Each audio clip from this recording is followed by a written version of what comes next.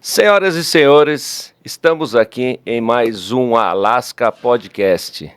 Nessa edição muito especial, eu e Alexandre Morelli estamos comemorando 2 anos de Alaska Podcast. E temos hoje o prazer de ter uma pessoa muito iluminada, mentor, pastor, escritor, palestrante, autor de best-seller. Nada mais, nada menos, Alexandre. Fala aí. Rapaz, aqui hoje, parabéns primeiro, Edu, por Claro. esses 2 anos. Muito importante. Eu fiquei algumas vezes aqui te substituindo, né? Porque você estava no Brasil. E para mim é uma alegria muito grande poder celebrar com você esses 2 anos de podcast. Afinal de contas, cara, não é todo mundo que começa e vai em frente quando decide multiplicar aquilo que conhece, a sua voz, né? Claro. Então, cara, ó, parabéns. Tamo junto. Deus te abençoe. Amém. E que a gente continue, o Alaska Podcast possa ecoar pelas nações aí, viu? Sempre vai. E claro, hoje não podia ser diferente, uma presença muito especial, Ilustre. uma alegria muito grande aqui. Apresenta você. Hoje você é um anfitrião. hoje temos o orgulho e o prazer de ter nosso grande amigo e mentor, Thiago Brunet. Obrigado, irmão, pelo convite. Muito Obrigado, por querido. estar aqui Um com a prazer. Para mim sempre é uma honra, um prazer, um privilégio poder compartilhar, levar conhecimento para as pessoas e tirar as dúvidas importantes. Porque, no final das contas, a gente só tem sentido de vida quando faz o que nasceu para fazer. Não o que a gente quer, mas o que a gente nasceu para fazer. E o que a gente nasceu para fazer, a gente identifica rapidamente quando aquilo que você faz, as outras pessoas são abençoadas com aquilo, aprendem com aquilo, crescem com aquilo, são salvas por aquilo. Então, o que você faz e impacta a vida das pessoas já é uma grande pista que você nasceu para fazer isso. Muito bem, muito bem.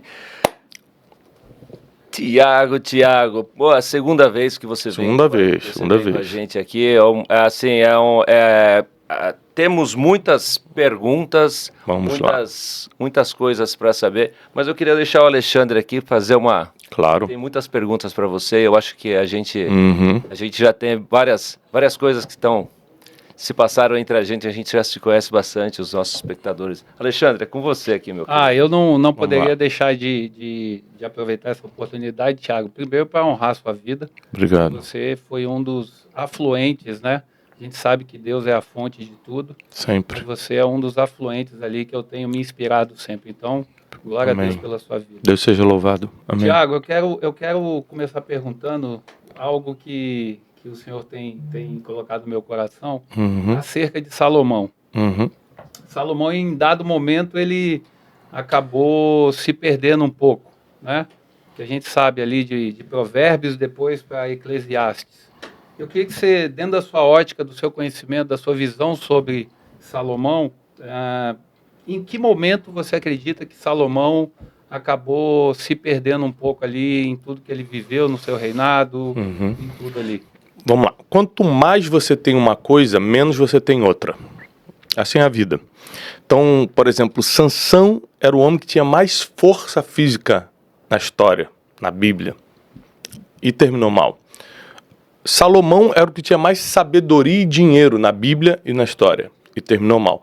Porque quanto mais você tem uma coisa, menos você acaba tendo outra. E aí, o que aconteceu no caso de Salomão especificamente? E muito parecido com a história de Sansão. Ele buscou tanto dinheiro e sabedoria que ele buscou menos as coisas espirituais. E com mais dinheiro e sabedoria, com mais opções, com mais acessos, assim como Sansão, que era juiz em Israel, então tinha muitos acessos, você pode realizar coisas pela sua própria força. Então, quando você realiza coisas pelas próprias mãos e não através da mão divina, que aí você reconhece que foi ele e mantém a humildade, você dá abertura a coisas como orgulho, a prepotência, a luxúria, né? Que os dois caíram na luxúria. Então, todo homem, toda mulher que começa a crescer muito na vida, ele começa a ter mais de uma coisa e ter menos de outra. É por isso que essa matemática aqui, ela precisa ser analisada por todo homem, por toda mulher que está crescendo. Estou ganhando muito dinheiro, quer dizer que eu estou menos alguma coisa. Menos o quê? Menos pai? Menos mãe? Estou menos espiritual? Tô menos marido? Eu tô menos o quê? Alguma coisa eu tô menos. E dá tempo de você fazer o diagnóstico, reconhecer onde você tá menos e equilibrar, trazer para cima. Fica claro na Bíblia que dá para ganhar o mundo sem perder a alma, inclusive é o título do livro novo, né? Ganha o mundo sem perder a alma, porque Davi ganhou o mundo inteiro e terminou bem, porque Josué, porque Moisés, porque Abraão, porque Isaac, Jacó, José, tantos homens ganharam toda a sua geração e terminaram bem. Então não quer dizer que porque você tem muito, você vai terminar com menos, como Salomão e Sansão. Quer dizer que você tem que ter muito mais cuidado quando Deus lhe confia coisas grandes. Então, por exemplo, toda pessoa deve ser humilde. Toda pessoa deve ser zerada de ego. Mas quem Deus levantou tem que ter muito mais cuidado com isso. Quem Deus deu acesso à riqueza, deu um networking poderoso, deu influência, o que a gente conhece como fama, aí tem que ter muito mais cuidado com isso. Então, por exemplo, um cuidado que eu tenho qualquer pessoa que me elogia por qualquer coisa, você mudou minha vida, eu falo, não, Deus mudou, eu fui só um instrumento, Deus seja louvado. Então você vai encontrar isso na internet e em qualquer pessoa que me para na rua. Por quê? Primeiro, porque Deus não divide a glória dele com ninguém. E segundo, porque eu sei exatamente quem eu sou, de onde Deus me tirou, e que se ele tirar a graça de mim, acaba tudo. Então, porque eu tenho consciência da minha condição humana e de quem ele é, eu não me atrevo a ser orgulhoso e prepotente. Justamente porque eu faço essa análise de que ele tem confiado muita coisa na minha mão, então eu tenho que analisar onde eu tenho menos para poder vir jogando para cima e equilibrando. Claro. Esse foi o problema de Salomão. Ele não, foi tanta luxúria, foi tanto excesso de prazer que ele não encontrou tempo para fazer a matemática do que ele estava perdendo, e no caso dele era a própria alma. Ele estava vendendo toda a sua espiritualidade, né? E desobedecendo a Deus, inclusive, no final da sua vida. Perfeito, muito bom. E dentro dessa ótica que você explicou sobre... Existe um ponto em que se desequilibra. Trazendo para os nossos dias de hoje, um cara empresário e que também, como você é um empresário, mas, antes de tudo, eu acompanho a sua história, sei que você tem o compromisso com o Senhor de toda semana estar pregando a palavra, enfim. Até, por exemplo, o Edu me chamou de pastor, né? Muita gente respeitosamente me chama de pastor, mas eu não sou pastor de igreja, não tenho igreja, nunca tive nem vou ter. Eu sou um pregador. É que como eu prego e sou teólogo de formação, as pessoas me chamam de pastor, é normal. Mas só esclarecendo, eu não sou pastor. Por que eu explico isso? Para as pessoas entenderem a diferença. O pastor ele tem uma responsabilidade muito profunda, muito grande, que eu não tenho, que é cuidar das almas. Então ele tem um estabelecimento onde ele reúne as pessoas, onde ele cuida dessas pessoas. É um trabalho muito nobre, é muito especial. E meu trabalho ele é voltado para o empreendedorismo e, ministerialmente falando, da pregação. Eu ensino a Bíblia para as pessoas através da pregação. E sempre explico isso porque as pessoas usam muito o título pastor quando querem me atacar por algum motivo. Por exemplo, financeiramente. Se o cara quer me atacar, o cara me chama de pastor Thiago Brunet, para atacar o carro que eu ando, ou o avião que a empresa tem, ou tal, porque ele precisa usar o nome pastor para poder ter like na internet. Tá pegando o dinheiro do povo. Se ele botar só Thiago Brunet, que é o que eu sou, não dá like. Sim. Então, é muito importante que você que está assistindo esse podcast saiba essa diferença, para você não ser enganado por headline de blog de fofoca, de gente que só quer transmitir mal ódio. Mal intencionado, só quer ódio, não tem sentido. Então, amo o Senhor, vivo para Deus, mas a minha função ministerial é somente pregador. Eu sou um portador da palavra e não tenho nenhuma responsabilidade pastoral. Mensageiro das boas. Eu sou um mensageiro, sou um mensageiro. Então, dentro desse contexto, a minha pergunta seria, em que momento que você percebeu que você nasceu no Evangelho, né? Como eu disse, eu acompanho bastante a sua jornada, você nasceu no Evangelho e em determinado momento você começou a empreender, teve os seus processos de quebra, enfim, toda uma jornada e hoje, graças a Deus, você construiu grandes coisas e está construindo e não é nem o começo. Mas... em que momento que você separou isso do ponto de vista de a mensagem é algo que é um propósito e o meu educacional, os meus negócios é algo que vai me sustentar, que vai me dar os recursos que eu preciso, enfim, como que isso dentro de você é colocado? Como que você separa, coloca tudo em cada caixinha? Para mim foi relativamente fácil, porque meu pai e meu avô faziam já isso. Por exemplo, meu pai era militar da Marinha e era pastor por vocação e voluntariamente. O meu avô a mesma coisa, era militar da Marinha e era pastor voluntariamente e por vocação. Então eu cresci num ambiente onde meu pai e meu avô trabalhavam para se sustentar e se doavam ministerialmente. Então, para mim foi algo muito simples. Eu preciso criar algo para... A única diferença é que eu não queria trabalhar para ninguém. Eu queria empreender. Desde criança eu tive esse clique de eu vou ser dono do meu tempo, eu vou ser dono da minha geografia. E para isso eu precisava empreender, não tem outro jeito. Empreender te faz livre em vários sentidos, né? Só Deus, por exemplo, te faz livre do pecado, do passado e tal. Mas, naturalmente falando, empreender te faz livre. Porque você é dono do seu tempo, você escolhe se vai amanhã acordar às 7 ou às 5 ou às 9, você não tem uma obrigação de acordar para estar num trabalho, porque você decide. Você é livre geograficamente, você vai para onde você quiser, a hora que você quiser. Você tem poder de escolha, o que eu compro, o que eu não compro, porque ao empreender você tem acesso a recursos, ao ter recursos você tem poder de escolha. Então eu descobri isso muito jovem, que eu queria empreender, mas que eu jamais poderia abandonar o que estamos indo para a quarta geração, porque eu estou passando para meus filhos agora, que é a quarta geração de homens e mulheres no altar. Então a família Brunet serve a Deus há 4 gerações. E a maior responsabilidade que eu tenho não é só pregar toda semana para quem me assiste, é passar essa responsabilidade para meus filhos, porque eu e minha casa serviremos ao Senhor. Então a gente não precisa de título para fazer o que Deus quer que a gente faça, né? A gente precisa de autoridade, né? Hoje lá em casa, nos bastidores, antes de vir para cá, eu estava conversando com os amigos falando isso. Olha, não vão ficar preocupados com títulos. Por muitas vezes as pessoas ficam, eu quero ser pastor, eu quero ser apóstolo, eu quero ser arcanjo, eu quero ser não sei o quê. Como se o título fosse garantir alguma coisa. E na verdade você vê que, ainda mais na nossa geração agora, não garante nada. O que garante é a autoridade. A autoridade se ganha com o tempo, né?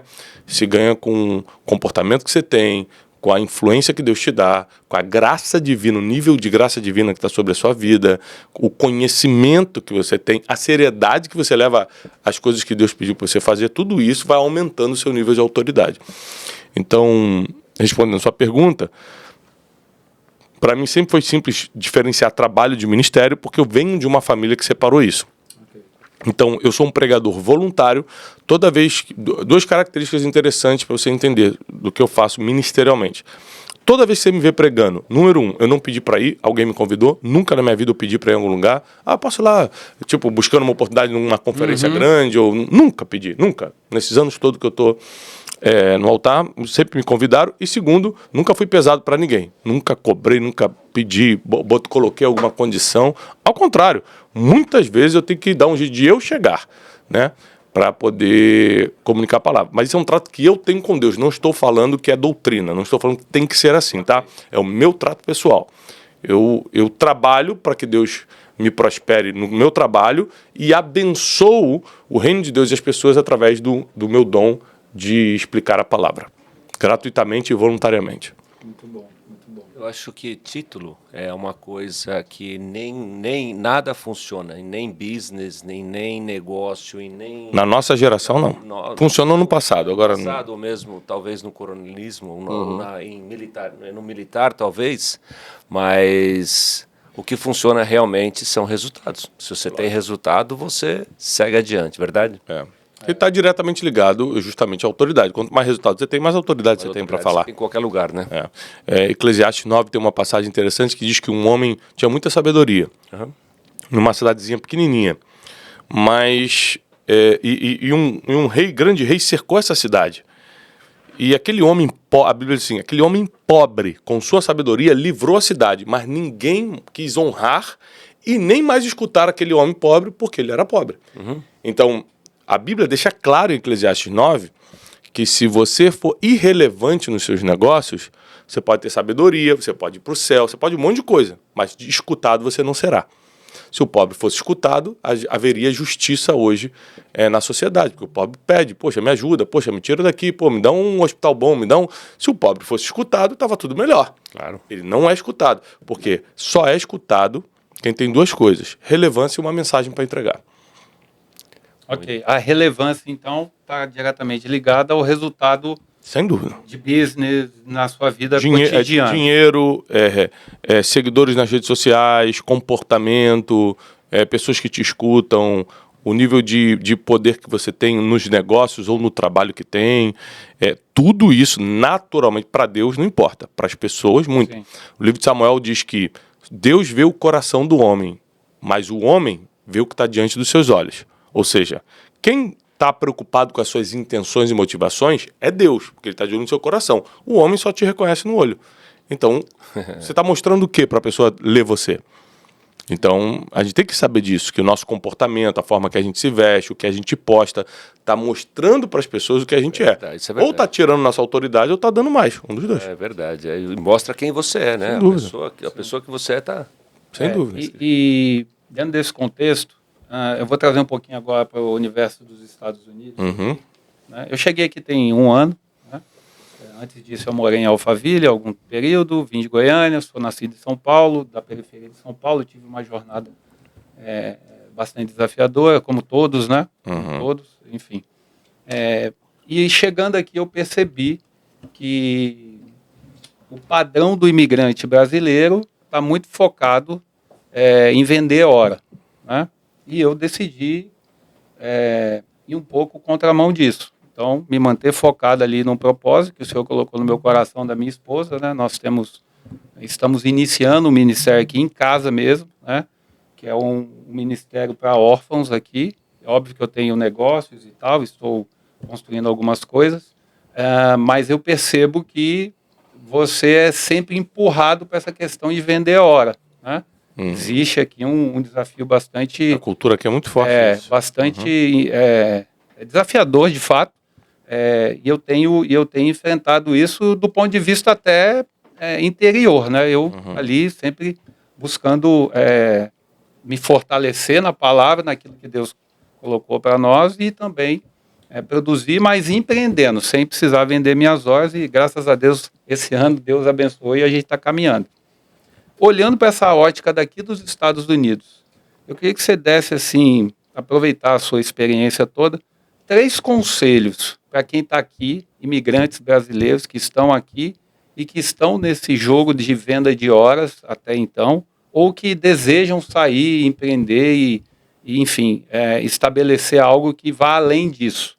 O que você, com a sua experiência, você poderia aconselhar? Não só a mim que estou aqui, eu estou pedindo esse conselho, mas também a audiência aí do Alaska Podcast. Eu vou recorrer novamente ao Ganhe o Mundo Sem Perder a Alma, né? Esse livro sobre dinheiro e espiritualidade, sobre riqueza e eternidade. É um livro muito interessante, para quem não leu ainda, por favor, ler. Está há semanas como o livro mais vendido do Brasil, vale a pena você procurar aí na Amazon, em algum lugar e comprar. Aqui eu explico, e serve justamente para quem está na América, que são 3 coisas que vão diferenciar a tua vida. Número 1, mentalidade. A forma que você pensa sobre uma situação. Se a pessoa acha o seguinte, se me derem $25 por hora, tá bom? Então, tá bom. A Salomão diz, o homem é aquilo que imagina na sua alma. Sim. Então, assim, tá bom, tá bom. Se o cara fala, jamais eu vou me submeter a isso, então jamais ele vai submeter a isso. Então, primeiro é definir qual é o seu nível de mentalidade. Aqui no livro eu explico que o ser humano é dividido em 4 níveis de mentalidade. A mentalidade sobrevivente, que geralmente são essas pessoas, a mentalidade do obedecedor de ordens, né? É aquele que mandou, eu faço. Mandou, eu faço. Não mandou, também fico parado. O executor. A mentalidade de execução. A mentalidade do empreendedor, que aí já é quem começa a ser dono do próprio tempo, é um cara que já é visionário, que já não quer prazer imediato, está de olho mais médio prazo ou longo, já começa a correr alguns riscos. Cara, vou empreender, vou botar esse dinheiro que eu tenho aqui, vou fazer e tal. E o mentalidade 4, que é a mente de destino, que é quem não precisa... Ele tem uma autodireção, uma obstinação totalmente fora do comum, e aí ele vira um topo de funil, ele vira um criador de ecossistema, é um Steve Jobs da vida, é um Zuckerberg da vida, é um cara desse que consegue se conectar com as pessoas certas, ter a ideia certa na hora certa, nada para o cara... e nenhum concorrente chega perto e por aí vai. São poucos, né? Mas uma mentalidade 3 seria o ideal. Já é o ideal. Nem todo mundo. A gente precisa até do mentalidade 1, que é o sobrevivente. Você imagina se o cara que que retira o lixo da porta da nossa casa parar de trabalhar porque virou empreendedor. Acaba a nossa vida. Então sempre vai ter. Mas tem gente que está no mentalidade 1 que não foi chamado para isso. Ele era para estar no 3. É uma questão de chamado. É uma questão de destino que eu explico no livro. Então, primeiro é mentalidade. Okay. Eu não admito vender meia hora. O segundo é capacidade pessoal. Você tem capacidade ou está desenvolvendo a capacidade de fazer o que você quer para não vender sua hora? Então eu explico aqui nesse livro, baseado na Bíblia, Mateus 25, diz que um senhor foi se ausentar da sua terra, chamou 3 servos, deu 1 talento para um, 2 talentos para outro, 5 talentos para outro e deu conforme a sua capacidade. Irmão, você não tem capacidade de administrar 5, só 1. Então qual é o tamanho da sua capacidade? Você lê livros, você faz curso, participa de mentorias, você fica no YouTube assistindo música qualquer coisa, ou você está assistindo palestra para aprender? Tem tanta coisa... não tem dinheiro, tanta coisa de graça, pô. Sim. Entendeu? Tem tanta coisa... Você não está correndo atrás, você não está se dedicando para desenvolver a capacidade pessoal. Então, mentalidade, capacidade pessoal. Terceira coisa, você sabe treinar pessoas que vão vender a hora para você? Porque para você ser um empreendedor, alguém tem que estar vendendo a hora para você. Então, eu só posso estar aqui na América, né? Eu estava de férias esse tempo todo. Hoje, oficialmente, eu volto a trabalhar, eu saio daqui, vou para uma palestra, amanhã eu vou para o Texas dar mentoria. Então, eu só posso estar esse tempo todo fora porque tem gente trabalhando para mim, gente vendendo hora para mim. Ou seja, a pessoa ela vende a hora para você por causa de 2 coisas. Por causa do dinheiro e da visão que você tem. O dinheiro define se ela fica aqui ou ali e a visão define se ela vai ser leal a você ou ao outro. Então, você tem que ter dinheiro para pagar e segundo, você tem que ter uma visão que apaixone e prenda a pessoa. Porque dinheiro já não é mais suficiente nessa geração para segurar. Porque dinheiro por dinheiro ele pode trabalhar em outra empresa que paga o mesmo. A visão que vai definir se ela vai ficar contigo ou não. A cultura. A cultura da empresa. A visão é o que você aponta de futuro para essa pessoa. Comigo, você vai crescer. Eu estou preocupado com os teus sonhos, você vai ter oportunidade de alavancar tua vida financeira aqui, sua família vai ter paz, porque não tem perturbação, é um ambiente de trabalho tranquilo, então você não vai para casa estressado e descontar nos seus filhos. Tudo isso conta muito hoje em dia para uma pessoa decidir trabalhar para você e vender a hora para você. Então, eu conto nesse livro uma história simples que você pode aplicar para quem mora na América, por exemplo, de housekeeper, ou limpando casa, qualquer coisa desse tipo, do menino que lavava o carro lá no nosso condomínio. Ele começou sozinho, pediu a permissão do condomínio para lavar carro, colocou uma placa, lava-se carros, botou R$20 mais barato que um posto de gasolina. Uma pessoa de Alphaville que tem que sair para trabalhar para caramba, para que eu vou no posto ficar 1 hora, 1h30 esperando meu carro lavar, se o cara lava na minha casa R$20 mais barato? Aí ele botou na placa, mas eu só lavo de 2 em 2 carros. Então ele cobrava R$70, R$140 você tinha que dar para ele lavar os 2 carros. 2 carros, e quem mora em condomínio dificilmente tem menos de 2 carros, por causa da família, mulher, filhos e tal. Ele começou a crescer, a primeira coisa que ele fez, quando ele viu que tinha 10 clientes por dia, começou a chamar outros meninos da favela, que ele era da comunidade carente ali do outro lado, né, Carapicuíba, começou a chamar pessoas e começou a fazer eles venderem a hora para ele. Conclusão, em 2 anos o cara tinha um negócio muito bom. Se ele continuar bem, eu tenho um livro chamado Dinheiro Emocional, que eu explico que as suas emoções controlam o seu dinheiro. Se ele manter as emoções no lugar, se ele for um cara de fé, ter espiritualidade para não aloprar, para não partir para os prazeres da carne, ele vai virar um cara rico. Porque mentalidade ele tem, capacidade pessoal tem, e ele conseguiu vender uma visão para os outros venderem hora para ele. Então ele tem tudo para ficar rico. Por que as pessoas não ficam? Porque no caminho da riqueza, você precisa dessas 3 coisas para ficar rico. No caminho da riqueza, você pode se perder com várias outras. Distrações, prazeres da carne, investimentos errados, más companhias, etc, etc. Bom, você falou de más companhias, e você tem eu fiz o método Dash lá em Alphaville, em 2023, eu acho. Você fala sobre os amigos, né? Os amigos necessários, os íntimos e os estratégicos. Isso. Traz um pouquinho para nós desse contexto, falando sobre esses 3 perfis e como você avalia para mexer nesses níveis em cada pessoa. Eu tenho um livro que é best-seller, é o nosso livro mais vendido, eu tenho 10 livros publicados, o mais vendido chama-se Especialista em Pessoas, que é justamente onde eu apresento, o primeiro capítulo apresenta essa teoria. Sim. Os amigos necessários são aqueles que você precisa emocionalmente. Às vezes você está num lugar, numa festa, e fala assim, puxa, fulano tivesse aqui, eu estaria rindo muito mais. Você precisa emocionalmente dele. Às vezes é um amigo de infância, você quer sempre relembrar as histórias. Emocionalmente você está ligado àquela pessoa. Esses são os necessários. Os estratégicos, você não precisa dessa pessoa emocionalmente, mas você precisa dela para chegar em algum lugar. Tiago, mas isso não é um interesseiro? Não. O interesseiro, ele não gosta de você e ele te usa para conseguir o que ele quer e vai te largar. O amigo estratégico gosta de você, não vai te largar, mas é por uma estratégia que ele gosta de você, não pelo que você é necessariamente. E o amigo íntimo é quem já passou algumas guerras contigo e ficou do teu lado. Aí esse pode ter acesso a teus segredos, a tuas fraquezas e aos teus planos de futuro. Nenhum mais pode ter acesso a isso. E essas três coisas, fraquezas, segredos e planos de futuro, você só revela para amigo íntimo, que é 1 ou 2 na vida que você vai ter. Não conta numa mão, né? Não, é 1 ou 2 na vida. Então, assim, não tenha dúvida. Amigos necessários pode ser vários. É um amigo que você comer pizza na sexta-feira à noite. É muito chato ser sozinho. Tem que ter amigo necessário. E amigo estratégico, você pode ter um monte também, ou alguns. São as pessoas que te levam para algum lugar, profissionalmente, ou em termos de te apresentar outras oportunidades. Você tem que ter amigos estratégicos. Como é que eu escolho? É muito simples. Muita gente começou como amigo estratégico e virou amigo íntimo. E muita gente não, 1 ou 2 eram meus amigos íntimos e hoje são só amigos de longe. De longe. Eles conseguiram sair desse círculo íntimo por alguns comportamentos, por alguma coisa. À medida dos anos vão passando, as pessoas vão mudando, nem todo mundo fica igual.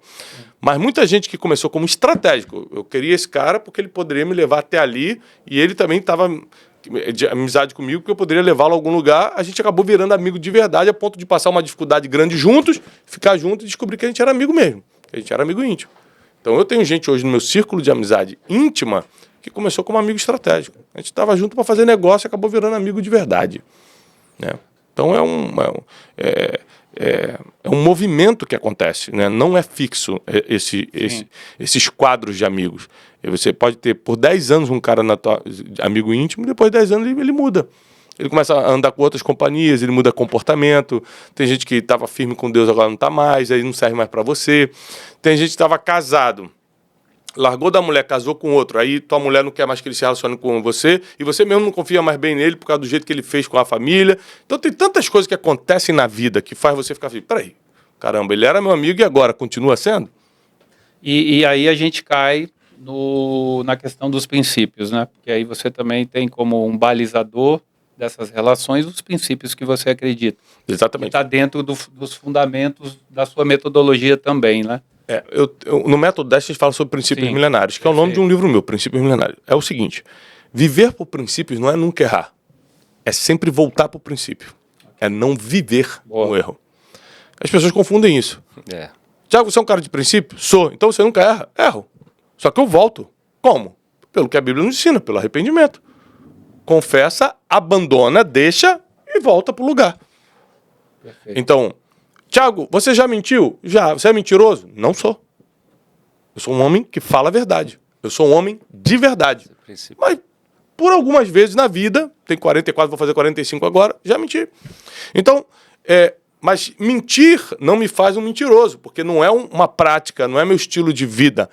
O princípio da verdade é um princípio da minha vida. Então, se por acaso um dia eu mentir pro Edu, né, isso não é uma coisa que acontece sempre na minha vida, de quebrar esse princípio, é muito raro, eu vou ter que ter a coragem que eu tive para mentir, a coragem de passar pela vergonha de confessar que eu menti para ele. Falei, cara, eu falei que era 10 milhões, era só 5. Eu fiquei com vergonha e quis aumentar para me sentir melhor, você me desculpa. É nesse ponto que resolve. É aí que resolve. Só resolve assim, biblicamente. Né? Então, ser uma pessoa de princípios não é nunca errar, mas é estar pronto para se arrepender rápido e voltar para o princípio. Levantar o coração e é isso fazer aí. o que precisa ser feito ali. E é claro, lutar muito para não errar, né? O erro tem que ser um acidente, não uma prática. É isso aí. A gente teve, essa semana, a gente teve lá em casa, nesses encontros que eu te falei, que a gente promove em casa para orar, para estar junto, tal. O Edu foi também. E teve uma pessoa que me perguntou a seguinte coisa, porque eu falei para ele, cara, hoje eu descanso no Senhor. Eu não considero hoje que eu sou um cara que eu trabalho. Eu estou sendo produtivo, mas eu descanso no Senhor. Eu busco não andar ansioso. Falei sobre a passagem, né, para não andar ansioso e tal. E ele falou, Ale, me explica como que eu descanso, cara. Porque aqui nos Estados Unidos você não pagou aluguel, no dia seguinte você recebe uma carta aqui falando que você tem 5 dias, senão você sai da casa. Esse cara me perguntou isso, você lembra dele, né? Ótimo. E aí eu expliquei dando exemplos de como eu descanso no Senhor. Eu tive agora, recentemente, eu mudei, né? Saí de um apartamento aqui e mudei para uma casa. Antes de ir para essa casa, eu fui com a minha esposa, a gente estava caminhando, orando ali perto do condomínio. Eu falei, amor, acho que a gente podia mudar para um apartamento de 3 quartos agora. É só nós dois, né? Nossos filhos já têm mais de 22, 23, já estão fazendo faculdade no Brasil e tal. E aí eu falei, acho que a gente pode sair do de 2 quartos e mudar para o de 3 para a gente ter mais espaço. Então, se for de Deus, nós vamos ali na recepção, na hora, Thiago. Se for de Deus, nós vamos na recepção e vai ter um apartamento disponível aqui. Chegou lá, tinha o apartamento, o cara levou a gente para olhar, eu falei, nossa, foi Deus. E aí a gente descansou, ele falou, faz a aplicação, porque você tem que fazer a aplicação aqui para validar, né, para você entrar para o apartamento. Nesse processo ele me pediu alguns documentos do Brasil. Eu questionei, mas eu já estou morando aqui, para que eu vou ter que passar novos documentos? Aí eu enrolei um pouquinho para passar, eu acabei fazendo outras coisas e deixei passar. Foi quando surgiu a casa e veio algo melhor, que a gente acabou mudando. E eu dei esse exemplo para ele. Eu não fiquei ansioso para mudar para o apartamento, que era maior, e eu acabei, por questões do dia a dia, deixando de fazer a aplicação, e nesse meio do caminho surgiu uma casa bem melhor, que a gente mudou agora, e dá para a gente receber as pessoas, que é algo que está no nosso coração, de fazer esse movimento e estar junto ali com a turma. E foi assim que eu expliquei para ele. Eu queria passar essa pergunta dele para você. Como as pessoas, vou trazer para a realidade aqui dos Estados Unidos, porque você vê muita gente aqui, Thiago, super ansiosa, né? Por questões de imigração, financeiras e tudo mais. E como então essa turma pode descansar no Senhor, tendo essa pressão constante aqui nos Estados Unidos? Eu expliquei dessa maneira, dando um exemplo meu. Como que você poderia explicar para a turma? Vamos lá, isso é muito simples e é um problema de muita gente. Tá. É impressionante como muita gente consegue errar em algo muito simples. Primeiro, para descansar você tem que ter trabalhado. Ninguém descansa já descansado. Você já trabalhou? Você já fez sua parte? Você é o melhor no que faz? Você deu o seu melhor? Essa é a primeira pergunta. Deus não vai se meter em algo que você pode fazer. Né? Deus só faz o possível é função da tua inteligência. Então, eu dei meu melhor, eu trabalhei o máximo que eu pude, eu sou bom no que eu faço e tudo. Segunda coisa, o que você está fazendo é um comando divino ou você está fazendo porque quer? Porque Deus só vai se meter onde Ele pediu para você se meter. Okay. Se você tomou uma decisão que não teve nada a ver com o que Ele te orientou, você vira. Terceiro, é que descansar é literalmente ter fé inabalável. Uau. Eu acredito e acabou. Então, vou te dar um exemplo da minha vida. Deus me pediu, através de um sonho, depois de um sentimento no coração muito forte que não saía da minha cabeça, e depois da palavra de um profeta, que era para eu construir uma sede, um lugar chamado Casa de Destino. Que já existe. A Casa de Destino é um ministério de ensino, sem fins lucrativos, que já existe há 10 anos, né? A gente vai completar 10 anos esse ano de Casa de Destino. E o Instituto Destiny é a nossa empresa, por onde a gente faz nossos cursos, mentorias, livros, é a nossa empresa. A Casa de Destino não, para servir as pessoas, a Deus e as pessoas voluntariamente e gratuitamente. E aí vamos construir essa sede. Deus me pediu isso, eu estava na minha melhor fase, financeira inclusive. Mas para construir essa sede era múltiplos milhões. Então, primeiro eu tomei a decisão de obedecer a Deus, porque quando você está em desobediência, a tua vida não anda. Segundo, eu dei meu melhor. O que é dar o meu melhor? Contratei uma boa arquiteta, a melhor construtora, ia todo dia, verificava as coisas, documentos, dei o meu melhor. Terceiro, eu dormia sem me preocupar com o dia de amanhã. Às vezes minha esposa fala assim, você sabe que tem amanhã um boleto de tanto, que era um dinheiro que a gente não tinha para pagar da obra? Eu falei, você tem? Eu falei, não, então com Deus, eu dei meu melhor. Estou obedecendo a obra que Ele mandou, porque eu não queria. Ele que mandou. Mas vai aparecer. E aparecia. Então, uma das 3 coisas você tem que estar quebrando para não descansar. Ou você não está trabalhando direito, ou você não está fazendo o que Deus pediu, ou você não está acreditando que Ele vai resolver. É um dos 3, poxa. Então, por isso que eu falei que é muito simples. As pessoas erram no que é muito simples. Ou seja, dei meu melhor, estou dentro da vontade de Deus e acredito 100% que Ele está cuidando de mim, acabou, vou dormir em paz. Não, mas o aluguel é amanhã. Mas eu fiz tudo. Trabalhei pra caramba, sou melhor no que eu faço, corri atrás, tô no que Deus pediu pra eu fazer e acredito que Ele vai me prover. Acredito sem duvidar. Então, eu acho que quando a pessoa quebra um desses três pilares, aí ela não descansa. Aí entra o que o apóstolo Paulo, o apóstolo Pedro nos recomenda assim, não ande ansiosos, não se preocupe com nada, basta cada dia o seu mal. Deus está cuidando, Deus já venceu o mundo, para que você está preocupado? Ou seja, por que eles falam isso? Porque eles estavam fazendo a parte deles, ué. Sim. Entendeu? Eles estavam lá trabalhando pra caramba, agora Deus vai suprir, agora Deus vai resolver. Então a gente tem que ter essa consciência que Deus não vai trabalhar pela gente. Mas se a gente trabalhar e confiar realmente 100% nele, aí ele vai interceder a nosso favor. Perfeito, muito bom. E, Thiago, Orlando, tá no seu coração para algo aqui? Método Destiny, o que tem aí para esse ano 2026? Quais são os planos do Thiago Brunet para 2026? Ó, Orlando tá na minha vida há muitos anos, né? Uma segunda casa para mim já há 16 anos. Há 16 anos eu venho constantemente a Orlando. Tem ano que eu venho 10 vezes a Orlando trabalhar, né? Eu tenho filhos nascidos em Orlando, né? Tenho filhos americanos. Minha filha Jasmine é americana, na verdade. Morei aqui de 2018 a 2020, então eu tenho uma ligação muito forte com a cidade de Orlando e com os Estados Unidos, né? Mas no ano de 2026 eu não tenho uma direção clara. A gente sabe que pode ajudar os brasileiros que estão na América de alguma forma, ou através do método Destiny, ou através de uma noite de destino, que é a palestra de 1h30. Sim. De alguma forma a gente vai ajudar as pessoas aqui esse ano. Eu só não tenho ainda uma palavra divina de tempo, né, qual mês fazer e o que fazer.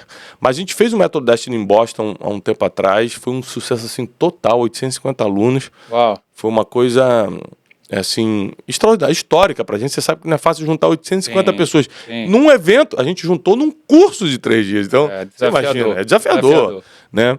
Mas eu tenho certeza que a gente tem uma palavra para os brasileiros que estão na América, a gente pode ajudá-los muito emocionalmente, financeiramente, espiritualmente, dando conselhos, direcionamentos. E assim que Deus me der a autorização, eu marco uma data e venho para cá ajudá-los. Uau, muito bom, muito bom. E não se esqueça de Miami. Miami também coloca nos seus planos para que sonho pessoal que eu tenho, e eu estou negociando isso com Deus, é fazer uma conferência destino em Miami. Conferência Destino é a nossa conferência principal, né, para 15 mil pessoas. Eu já sei até o lugar que eu faria, se Deus me permitir fazer em Miami, para brasileiros e hispanos. Boa. Né, para brasileiros e hispanos. Então eu já tenho orado pedido essa permissão divina, se ele me liberar, eu faço uma conferência de Destino em Miami. Precisamos, acho que em todos os Estados Unidos, em todas as partes, vozes boas. Tem muitas vozes ruins, falando aproveitadores e muitas vozes, então precisamos de vozes boas. Mas eu acho que é tempo, é compromisso que você também tem com a vida e muitas pessoas, né, Ale? Claro, então assim, eu acho que precisamos de vozes como a sua, para não somente para Orlando, mas para todos, né? Para todas as pessoas, não somente no mundo, né? Porque o mundo ele está meio um pouquinho conturbado, né, Thiago? Muitas coisas acontecendo, né? A gente nunca teve um surto de saúde mental como está tendo na nossa geração. Verdade. Um surto contra os princípios. As pessoas nunca se levantaram abertamente contra princípios que dão certo há milênios. Honrar pai e mãe. Não quero. Vou matar meu pai. Quero distância da minha mãe. A nossa geração é uma das primeiras. Sempre teve esses problemas, mas abertamente é a primeira. Sempre teve. Sim. Mas abertamente, os surtos, os níveis de surtos psicológicos que estão tendo, de saúde mental abalada. Levantando bandeira disso. Bandeira contra os princípios, então está muito forte. Então é claro que o mundo está precisando de ajuda. O próprio Jesus falou, a seara é grande, mas poucos são os obreiros. O que isso quer dizer? Que se tem muita gente falando no nome de Deus por aí, e a Bíblia diz que são poucos obreiros, é que a maioria não são de verdade. Uau. Esse é um problema. É muita gente que está falando como o apóstolo Paulo falou, uns pregam Jesus por ganância, outros por vaidade. Mas fazer o quê? Importa que Jesus seja pregado, depois cada um dá conta. Então, se todo mundo tivesse realmente sendo um obreiro na lavoura, a gente estaria colhendo grandes frutos, não para nós mesmos, mas para o reino de Deus. Só que quando a gente trabalha para Deus, Ele é quem cuida da gente. Amém. E aí, irmão, ele te surpreende. A Bíblia diz que nem olhos viram, nem ouvidos ouviram e nem jamais Amém. entrou no coração do ser humano. Ou seja, tudo que você imaginou de bom na tua vida, Amém. não é nem perto do que Deus está preparado para aqueles que o amam. Amém. E a Bíblia diz, glória a Deus. quem me ama? Quem me ama? Jesus explica, quem me ama? Quem diz que me ama? Não. Aquele que tem os meus mandamentos e os guarda, ou seja, quem sabe os princípios e cumpre, esse é o que me ama. E aquele que me ama será amado pelo meu Pai, e eu também o amarei e me manifestarei para ele. Amém. Então, o grande segredo é esse aqui. Gente, você que está me assistindo, seja religioso ou não, se você não dominar a Bíblia, você não domina a vida. A vida é um manual, a Bíblia é um manual de instrução para a vida. Você precisa dominar cada página da Bíblia, cada instrução milenar que tem ali, para poder praticar, não só ler ou entender, mas praticar, para você poder ter os resultados que espera nessa caminhada terrena aqui. Muito bom. A gente está chegando no final, né? Mas eu queria antes... Eu li algumas coisas e tenho acompanhado também bastante o doutor Augusto Cury. Sei que você... Meu professor. Tem bastante relação. Foi meu orientador de tese no mestrado. Uau. Aqui em Orlando. Uau. Foi meu orientador de tese na faculdade que eu fiz aqui. Sim. E eu queria fazer uma última pergunta sobre esse paralelo entre a vida espiritual e a vida emocional, porque muitas coisas não são espirituais e as pessoas acabam espiritualizando por questões emocionais. Como que a pessoa lida com isso, Thiago? Como lidar com essa situação? Vamos lá. Eu só não falo que é a mesma coisa, porque não é, mas é muito parecido. Por exemplo, o apóstolo Paulo, em todas as suas cartas, dos 27 livros do Novo Testamento, 13 são de Paulo e Hebreus pode ser dele também, a gente não sabe, né? Então, Paulo contribuiu muito, né, para a doutrina do Evangelho. A maioria das coisas que ele te pede para fazer exige gestão da emoção. Por exemplo, ele diz, não fique irritado com os outros. Prefiro os outros em honra. Quer dizer que tipo assim, o cara trabalha para mim, mas a Bíblia diz que, independentemente disso, eu tenho que tê-lo em honra. Poxa, você tem que ter uma gestão de emoção para isso. Porque a tendência não, se ele trabalha para mim, eu que mando nele e ele que tem que me honrar. A Bíblia fala, não, no Evangelho é diferente. Você tem que perdoar quem te feriu, você tem que dar de comer ao teu inimigo, você tem que orar por quem te persegue. Imagina você dobrar o joelho e orar, Senhor, aquele cara tem me perseguido, abençoa ele, Senhor, protege a vida dele. Você sabe o que é isso? O nível de gestão emocional que você tem que ter. Então, a maioria das orientações espirituais bíblicas exigem gestão das emoções. Uau. Não é a mesma coisa, mas você vê que se batem o tempo todo, entendeu? Completamente. Então, você tem que ter por exemplo, uma das coisas que o apóstolo Paulo mais nos pede é domínio próprio. Principalmente em relação aos prazeres da carne. E o que é o domínio próprio na gestão da emoção? O autocontrole. Então, um dos pilares da inteligência emocional, que é o autocontrole, depois vem se colocar no lugar do outro, né, que é a empatia, e depois o perdão. São os 3 pilares da inteligência emocional. Na verdade, são conceitos bíblicos. Só que na Bíblia, ao invés de chamar de empatia, Jesus chama de compaixão, que é a evolução da empatia. Empatia é eu me colocar no teu lugar, compaixão é eu sentir o que você está sentindo. Está lá na parábola do bom samaritano. O cara viu, e mesmo sendo estrangeiro, o samaritano falou, não consigo seguir meu caminho vendo esse cara arrebentado. Sentiu o que ele estava sentindo, parou e foi lá resolver o problema. A ciência vai chamar de empatia, a Bíblia vai chamar de compaixão, que é uma palavra inventada por Jesus. Então, eu acho que nós podemos ser pessoas muito melhores se a gente dominar a Bíblia, entender e praticar. E aí, só encerrando minha fala, a Bíblia diz que aquele que entende, mas não pratica, está construindo sua casa sobre areia. Ou seja, uma hora vai cair. Mas quem pratica, constrói sobre a pedra. Ou seja, pode bater vento, pode vir tempestade, a palavra te protege. A palavra é a proteção do ser humano. Então você precisa não só entender a Bíblia, mas praticá-la. Uau! Senhoras e senhores, tivemos aqui uma mentoria aqui hoje, pesada. Sempre muito, obrigado, pessoal. Glória a Deus pela sua vida, Thiago, que o Senhor possa multiplicar cada vez mais sabedoria, conhecimento, e que você possa continuar levando essa mensagem, as boas novas a todos. Eu fui impactado por essa mensagem. Deus seja louvado. E sou muito grato a Deus pela sua vida. Viu? Obrigado. Gratidão, Edu, por essa oportunidade. Obrigado, Edu. Eu acho que, Thiago, é um prazer tê-lo novamente aqui em nosso dia comemorativo especial de 2 anos. 2 anos de pura resiliência ali no nosso podcast. E eu queria que você deixasse uma mensagem para os nossos ouvintes, que é a nossa marca final de 2 anos da nossa... Uma das coisas que eu mais aprendi na vida é que só acaba quando você desiste. Se você não desistir, não acabou ainda. Porque Deus nunca termina, Ele nunca para de trabalhar. Ele não voltou, Jesus não voltou ainda, então Ele está trabalhando ainda. Né? Jesus fala isso abertamente, meu pai trabalha até agora, como eu não vou trabalhar? Então tá claro que Deus continua trabalhando. Se você acha que é hora de parar, é porque você quer desistir. Então fortaleça-se emocionalmente, espiritualmente, até mesmo fisicamente, dormindo bem, cuidando do seu corpo, para que você possa resistir os dias ruins e não desista por causa dele. Porque no final das contas, nosso destino, aquilo que Deus espera de nós no futuro, tem a ver não somente com a nossa capacidade ou com o nosso conhecimento, mas principalmente com a nossa resistência. Se a gente vai continuar ou vai parar. Se a gente vai seguir ou se a gente vai desistir. Então a minha palavra é: não desista do teu futuro. Salmo 139 diz que Deus escreveu todos os dias da sua vida. E com certeza Ele escreveu um final feliz para você. Paz e prosperidade. Amém. Resiliência. É isso aí. Essa é a palavra. Resistência e resiliência. Isso aí. Tamo junto. Encerramos mais um Alasca Podcast com Alexandre Morelli e Thiago Brunet. Thiago. Obrigado, irmão. Prazer. Que God bless you. 2026 seja um ano abençoado para todos. Amém. Amém. Obrigado. Até a próxima. Até a próxima, pessoal.